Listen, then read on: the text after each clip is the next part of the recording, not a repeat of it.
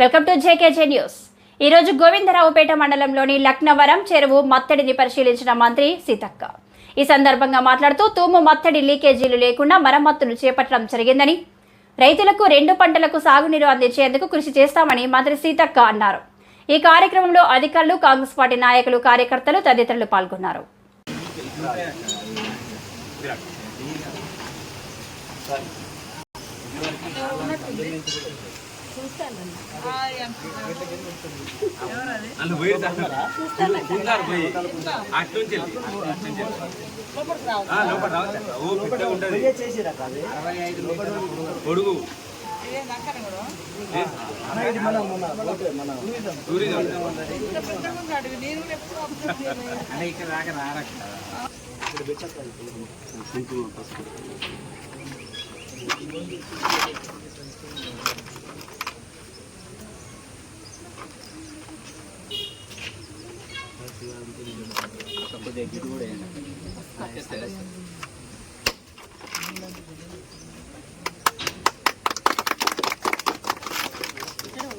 దీంతో వేయండి, పూలతో మొత్తం వేసేయండి.